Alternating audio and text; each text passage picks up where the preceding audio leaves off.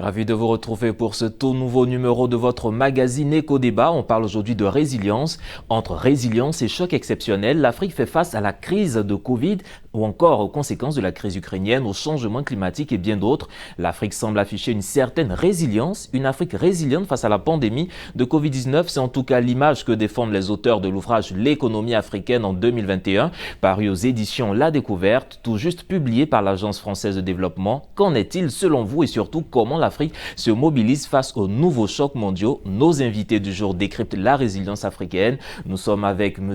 Kwame Alain-Serge Kouadio. Vous êtes consultant en développement. Merci encore d'être avec nous. Merci M. Stéphane Soumaoro. C'est un plaisir pour moi d'être sur votre plateau de télévision. Et aujourd'hui, vous partagez ce plateau avec M. Moké Ake Semeksan. Vous êtes consultant en développement. Merci encore pour votre participation. C'est moi qui vous remercie pour l'occasion que vous nous donnez de décrypter ce point de l'actualité avec vos téléspectateurs. Merci. Alors, beaucoup n'arrivent pas encore à accorder le violon. Tantôt, certains parlent de résilience, d'autres, il n'y a pas de résilience en Afrique. Mais quand on regarde un peu par rapport à la crise de Covid, on sait que l'Afrique compte environ 17% de la population mondiale. Et sur cette population, on a enregistré seulement 4,7% de cas de Covid dans le monde. Sur le plan économique, on a vu que l'activité économique mondiale reculait de moins 4,4%. Mais en Afrique, on était à moins 2,6%. Il y a quand même une relative résilience. Qu'est-ce qui peut expliquer cela ? Bon, effectivement, il est important de noter que certains pourraient penser qu'il y a une relative résilience, mais moi je dirais non. Je dirais non parce que l'Afrique a été touchée par cette crise de façon indirecte. Parce que comment peut-on définir le concept de résilience? La résilience, c'est la capacité d'un État ou d'un organe à faire face à une crise d'envergure, mais également à rebondir par des mesures fortes et vigoureuses. Mais quand vous prenez par exemple le cas des pays africains, et on sait tous que la maladie à Covid-19 a eu plus d'impact dans les pays occidentaux que sur le continent africain. Nonobstant le fait que ces pays-là aient des structures sanitaires très performantes. On est tenté de s'interroger sur la question de savoir, mais comment se fait-il que l'Afrique, qui a des structures sanitaires, je dirais, déficitaires, inférieures aux structures sanitaires occidentales, n'a pas pu avoir des conséquences aussi tragiques? Mais cela pourrait s'expliquer par des raisons. Il faut dire que l'Afrique a déjà eu une forte capacité à faire face aux crises. On a eu Ebola, on a eu certaines crises, mais il y a aussi la question climatique. Il est important de noter que la Covid-19 ne peut pas prospérer dans les zones chaudes comparativement aux zones froides ou aux zones tempérées. Il y a aussi la question de la résistance. Moi, je me suis rendu compte, j'ai observé que l'homme, l'Africain, il est plus résistant par rapport aux Occidentaux. Et puis, il est important de noter un autre fait. C'est que, vous voyez, l'essentiel de la population occidentale est vieillissante. L'espérance de vie chez les Occidentaux est très élevée, alors que c'est des populations qui avaient, je dirais, des antécédents médicaux. Du coup, avec la Covid, ces populations-là ont eu beaucoup de difficultés à y faire face. Mais revenons au cadre de l'économie. Pourquoi est-ce qu'on serait tenté de dire que l'Afrique a une certaine résilience? L'Afrique a été touchée de façon indirecte, vu que l'Afrique dépend fortement de l'économie internationale à cause des matières premières, à cause des coûts qui sont fixés sur le plan international. Du coup, lorsqu'il y a eu la crise de la Covid, certaines mesures drastiques et draconiennes ont été prises. Certainement sur les exportations, avec les différentes barrières sanitaires, les mesures sanitaires. Donc cela a eu forcément des répercussions sur notre économie. Mais ces répercussions en sont moindres par rapport aux pays occidentaux qui ont été touchés de plein fouet. Donc on pourrait dire que ce facteur-là a laissé transparaître une légère résilience, que certains pourraient appeler une légère résilience. Sinon, pour moi, la meilleure façon d'être résilient dans une telle dynamique, c'est de procéder à la transformation structurelle de son économie. Alors, le temps d'arriver à cette transformation structurelle, est-ce que cette résilience affichée par l'Afrique, cette relative résilience, est-ce qu'on ne peut pas mettre cette résilience-là à l'actif des dispositions, de la promptitude avec laquelle nos États africains ont réagi face à cette Covid? J'allais en venir. De toute façon, M. Alain a vraiment bien planté le décor. Il faut savoir qu'on a réussi quand même à tenir au niveau sanitaire, surtout parce qu'on a eu 5%, on va dire, au niveau des contaminations au niveau mondial. Et qu'on est aujourd'hui en 2022 à un peu moins de 260 000 cas de décès. Donc l'Afrique a pu tenir et les raisons sont justement, comme il a expliqué, au niveau de la jeunesse, de la population, non seulement, mais parce qu'aussi nos États ont très bien réagi dans l'ensemble par rapport à la pandémie qui s'annonçait. Et c'est surtout lié à l'expérience que nous avons, nous, des pandémies. Il a parlé de choléra, il faut parler aussi d'Ebola, il faut parler de fièvre jaune et de tout ce qu'il y a eu comme variole et tout ça. Donc, dans l'ensemble, notre continent a su réagir de façon sanitaire. À ce niveau-là, on peut parler de résilience. Mais lorsqu'on arrive au niveau économique, il faut savoir qu'on a eu droit à une déflagration, un choc économique important. Et c'est l'un des chocs les plus importants depuis plus de 30 ans. Et à côté, la crise financière de 2008 et la chute des cours du pétrole de 2015 et 2016 ne peuvent pas, je veux dire, égaler la crise que l'Afrique a eu à connaître, liée justement à la Covid-19. Il faut savoir que plus de 40 pays en Afrique ont été en situation de récession économique. Effectivement. Ce qui n'est pas, je veux dire, rien pour un continent qui est déjà mis à mal. Et les raisons sont nombreuses. Il faut parler de la chute du prix des matières premières, dont le pétrole. Il faut parler des fonds, des transferts d'argent qui ne venaient plus de la diaspora, aussi important. Il faut parler aussi de la fermeture des frontières, qui a mis à mal le secteur touristique de nos États, dont plus de 15 pays en Afrique dépendent énormément. Je laisse de côté les volumes d'exportation, voilà, qui n'ont pas pu se faire et donc qui ont eu un effet pervers sur nos exportateurs. Pour dire que l'un dans l'autre, voici comment est-ce que la crise nous a frappé, je veux dire, de plein fouet. Alors, évidemment, on ne peut pas parler de résilience parce que nous étions dans une très bonne dynamique avec des chiffres qui avoisinaient les 2% en termes de croissance. Et malgré les pronostics, sinon les prévisions très optimistes du FMI, nous ne sommes pas encore sortis de l'auberge, d'autant plus que la crise ukrainienne pointe à l'horizon. Justement, cette crise ukrainienne, c'est-à-dire on n'est même pas encore sorti de la Covid, une économie assez fragilisée qui vient encore être plombée par cette crise ukrainienne. Et justement, comment est-ce que cette crise ukrainienne-là affecte nos économies et comment est-ce qu'on peut produire ou bien proposer une résilience? La crise ukrainienne, elle est dangereuse pour notre continent à plus d'un titre. D'abord au niveau alimentaire. Ce qu'il faut savoir, c'est que l'Afrique importe des produits à hauteur de 4 milliards au niveau de la Russie, mais de 3 milliards de dollars au niveau de l'Ukraine. Et les produits alimentaires sont essentiellement composés de blé, de maïs, mais aussi d'huile de tournesol. Donc que vous le vouliez ou pas, cette crise-là, évidemment, va affecter, je vais dire, nos ménages. Et ça se fait déjà sentir. On peut dire que la crise s'invite dans nos assiettes. Au-delà, il y a la crise énergétique. Vous avez des produits comme le pétrole, comme le gaz et tout, qui vont connaître une hausse au niveau des coûts. Et on menait déjà cette analyse il y a 2 jours. Et seulement hier, vient communiquer que notre pays, la Côte d'Ivoire, vient de connaître une augmentation voilà, du carburant. Donc cette crise aussi est énergétique. Et puis la dernière, enfin, elle est financière. Voilà, on atteint actuellement en Afrique un niveau d'endettement, on va dire presque record. En 2020, le ratio d'endettement était de 60%. Actuellement, nous sommes passés à 65%. Et des États comme le Mozambique, comme le Zimbabwe, sont carrément à 100%. Donc, on estime qu'on est arrivé à un niveau de solvabilité de la dette qui devient tout à fait critique. Donc là encore, on ne parlerait pas de résilience en ce qui concerne la crise ukrainienne. Nous ne sommes pas encore sortis de l'auberge, d'autant plus qu'on n'a pas encore vu, je veux dire, le bout du tunnel.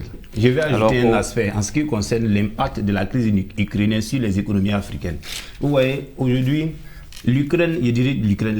la Russie est un puissant pays producteur de pétrole. La Russie est le 2e pays producteur de pétrole au monde et le 3e pays producteur de gaz. Mais figurez-vous que la Russie, aujourd'hui, est le principal partenaire énergétique du continent européen. Alors qu'on sait que sans énergie, il n'y a pas d'activité économique. Mais ce qu'il est important de noter, c'est que l'essentiel de nos produits de consommation émane de l'Europe. Donc, lorsque il y a des difficultés à approvisionner le continent européen en matière de produits énergétiques, il est clair que les Occidentaux ne pourront pas produire des produits qui ont l'habitude d'écouler sur le chéquier du continent africain. Donc, du coup, il y a les premières difficultés qui viennent et qui s'inscrivent. Mais là, ce sont les difficultés qu'on voit, qu'on peut percevoir. Mais est-ce que nous avons fait une prospective sur 6 mois, sur 1 an, sur 4 ans, sur 6 ans, si la crise perdure? Comment sera l'économie européenne? Est-ce qu'on aura la possibilité d'acheter les produits qu'on avait la possibilité d'acheter auparavant au même prix? C'est ces questions qu'il faut résoudre. Et aujourd'hui, l'Afrique, je dirais, est coincée, est entre l'arbre et l'écorce. L'Afrique n'ayant pas de stratégie économique, je dirais, solide, l'Afrique étant agrippée à l'économie internationale, l'Afrique n'ayant pas procédé à la transformation structurelle de son économie, est obligée de subir de plein fouet la crise qui se passe hors de son continent. Alors permettez-moi de poser une question à ce sujet-là. On a vu par exemple que les membres de l'Union européenne envisagent jusqu'à la fin de l'année, en tout cas, de se retirer un peu de cette dépendance vis-à-vis du gaz russe jusqu'à la fin de cette année. Mais c'est-à-dire en face, ils doivent aller trouver de nouveaux fournisseurs. Est-ce que dans ce cadre-là, vous ne voyez pas l'Afrique comme une option, une forte option? Et cela va profiter à l'Afrique. Si l'Union européenne, les pays membres de l'Union européenne se retournent vers l'Afrique pour son pétrole, décident de commercer avec l'Afrique plus principalement, ça va relever l'économie africaine. Effectivement, mais il faut voir d'abord la faisabilité d'une telle opération. Parce que quand vous avez un partenaire énergétique stratégique privilégié, je dirais même historique, vous voyez, le pétrole, le gaz n'arrive pas en Russie par avion. Pardon, sur le continent européen par avion, c'est par des structures tels que les gazoducs, les oléoducs. Donc si les Occidentaux doivent se tourner vers les ressources énergétiques africaines, ça prendra du temps. Parce qu'il faut du temps pour faire des études économiques, pour ériger ces structures, ces infrastructures. Donc vous voyez, il faut tenir compte de la contrainte temps. Or, on sait que le temps est une denrée très importante, très captable dans la dynamique des activités économiques. Ça, c'est le premier point. Le deuxième point, ça peut être une aubaine pour l'Afrique. Ça dépend de la volonté politique de nos dirigeants. Déjà, on sait que le prix des matières premières, le prix du pétrole, aujourd'hui on assiste à un choc pétrolier et gazier. Donc c'est clair que nos États africains qui exportent le pétrole, logiquement se frottent les mains. Mais ce n'est pas forcément, je dirais, une bonne nouvelle pour nous les Ivoiriens, parce que ce matin nous apprenons qu'il y a une augmentation du prix du carburant. Donc on serait tenté de se poser la question de savoir, mais qu'est-ce qui explique le fait qu'en Côte d'Ivoire, on a une augmentation du prix du carburant, alors que ça devait être le contraire, vu que la Côte d'Ivoire produit serait qu'une petite quantité de pétrole et que le prix sur le plan international a atteint un niveau record. Donc vous voyez que la question que vous posez est difficile. Elle est très difficile, elle est pertinente, mais elle est difficile je dirais, à cerner dans la mesure où cette crise peut être une aubaine pour certains pays africains, mais également peut créer des difficultés en matière de cherté de la vie pour d'autres. La preuve en est qu'à Abidjan, aujourd'hui, le prix du transport a connu une flambée.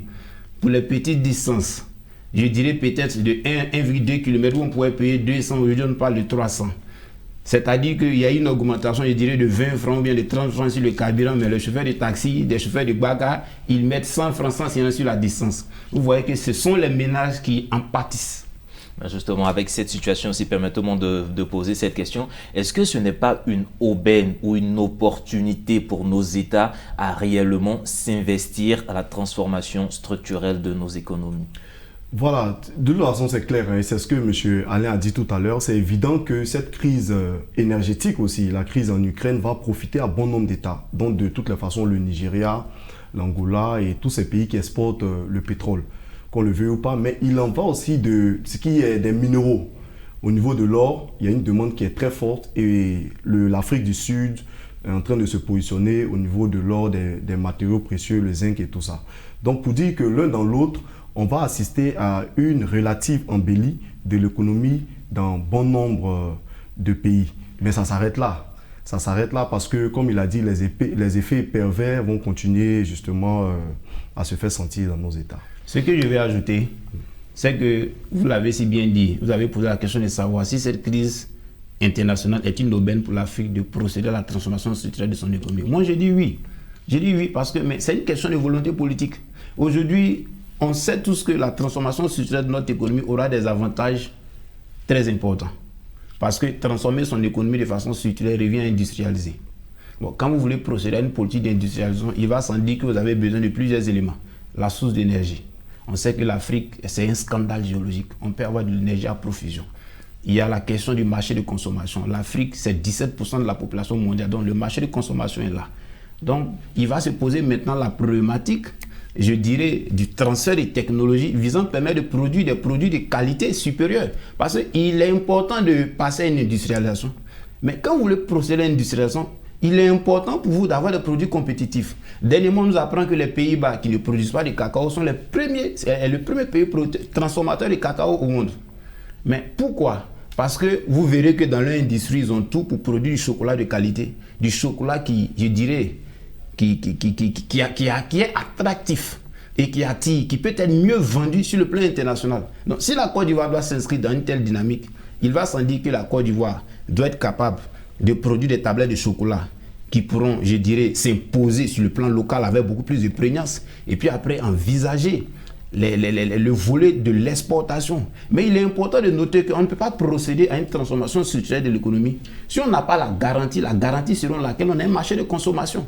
Donc je pense que les politiques doivent être mises en place de sorte à ce qu'on soit amené à consommer local. Prenez l'exemple de la Chine. La Chine consomme local, la Chine vend. Je pense qu'on devait s'inscrire dans la dynamique de la Chine pour pouvoir s'en sortir.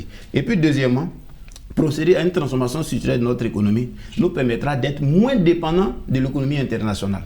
À partir du moment où vous-même vous transformez vos matières premières, donc vous n'allez plus attendre le coût des matières premières sur le plan international. Ça va permettre de créer de la richesse, ça va permettre de dynamiser notre économie, d'autant plus qu'on a la dynamique de la ZLECAf qui a été mise en place, mais qui peine à démarrer. Dernièrement, j'ai vu une réunion d'un comité consultatif qui avait pour but de pouvoir relancer les différentes activités. Mais là encore, il y a beaucoup de problématiques à gérer, parce que si on doit mettre en place la ZLECAf, ça veut dire que les questions d'infrastructures routières doivent être réglées, les questions de transport, le renouvellement du parking automobile, le plan d'aménagement directeur sous-régional et continental doit être pris en compte, sans oublier le niveau de revenus de chaque pays qu'il faut prendre en compte. Parce que quand on veut mettre en place une politique internationale, il est obligé de tenir compte du niveau de revenus de chaque pays. Alors, mais permettez-moi de vous couper à ce point-là pour revenir un peu sur tout ce que vous étiez en train de parler. En parlant de transformation structurelle, c'est l'agriculture qui est quand même le levier le plus important, en tout cas dans nos pays de la sous-région ouest africaine.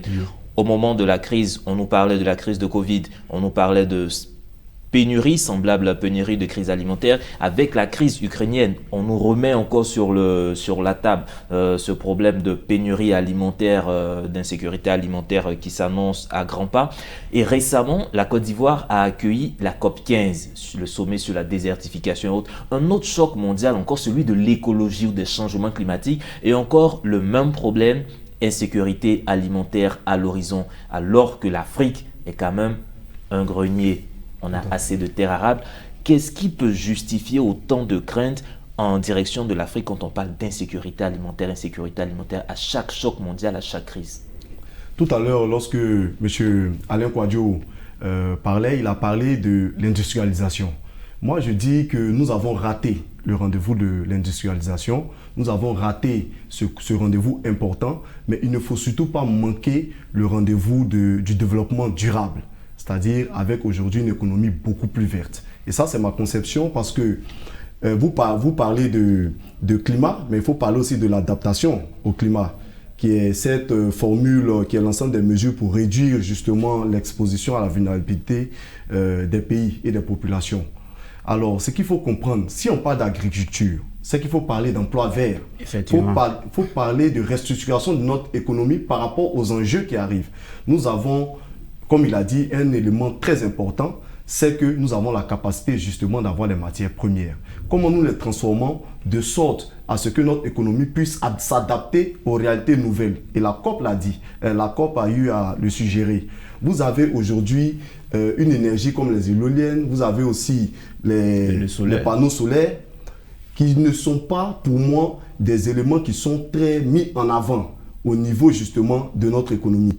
Oui, il faut l'industrialisation, mais pas une industrialisation avec des centrales thermiques. Voilà. Mais il faut une industrialisation beaucoup plus verte. Et à ce niveau-là, je pense que nous avons beaucoup à faire. Et il y a ce travail-là qui peut se faire. Dernièrement, on a suivi le débat sur, pour revenir à la Côte d'Ivoire, sur Dalia, la réserve de Dalia, où il y a un hôtel qui doit être construit sur une réserve de près de 148 hectares. Le projet n'est pas mauvais, en quelque sorte, parce qu'il permet justement d'embellir l'espace, non seulement de pouvoir l'utiliser à bon escient. Ça contribue au développement touristique. Mais vous voyez l'intérêt que ce projet-là a suscité dans notre communauté, qui montre que les questions aujourd'hui de climat, les questions aujourd'hui d'environnement sont au cœur même des problématiques et au cœur des questionnements de notre communauté. Oui, il faut un développement économique, mais il faut un développement plus vert. Moi, je vais ajouter un élément. Oui. En ce qui concerne la question de l'industrialisation, on ne peut pas procéder à une industrialisation si on n'a pas une maîtrise du système de l'énergie.